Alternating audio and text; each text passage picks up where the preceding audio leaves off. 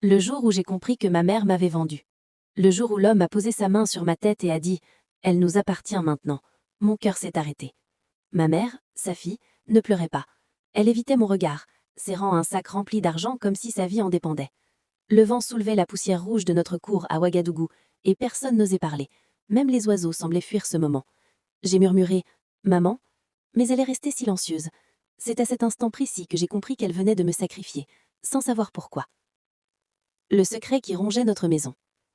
Avant ce jour, ma mère était différente. Elle riait, elle me coiffait doucement sous le manguier, elle m'appelait mon espoir. Mais après la mort de mon père, quelque chose s'est brisé en elle. Les nuits, je l'entendais parler seule.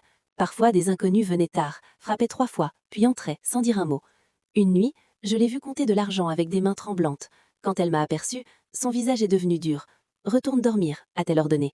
Mais au fond de moi, je sentais qu'un danger grandissait et qu'il me concernait directement. La vérité commence à sortir.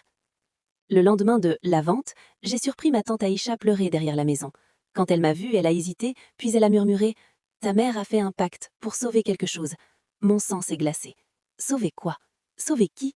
Plus tard, j'ai entendu une dispute violente. Ma tante criait « Tu as vendu ta propre fille !» Ma mère a répondu avec une voix que je ne reconnaissais pas. Je n'avais pas le choix, ils allaient tout prendre. Tout prendre? Je ne comprenais pas encore, mais je savais que ma vie n'était qu'une pièce dans un jeu dangereux. Cette nuit-là, j'ai fouillé ses affaires. Sous son matelas, j'ai trouvé une vieille photo de moi, entourée de symboles dessinés à la main. Au dos, il y avait une phrase « L'enfant promise en échange de la dette ». Quand ma mère m'a surprise avec la photo, elle s'est effondrée. Pour la première fois, elle a pleuré. Elle a avoué qu'elle avait emprunté de l'argent à des hommes puissants après la mort de mon père et qu'elle n'avait rien pour rembourser. Alors, ils ont exigé moi. Pas de l'argent, pas un objet. Moi. Et ce n'était que le début. Mais ce qu'ils ne savaient pas, c'est que la vérité ne reste jamais enterrée. Le village a appris ce qu'elle avait fait. Les mêmes personnes qui l'enviaient l'ont rejeté. L'argent qu'elle avait reçu est disparu, aussi vite qu'il était venu. Elle a tout perdu.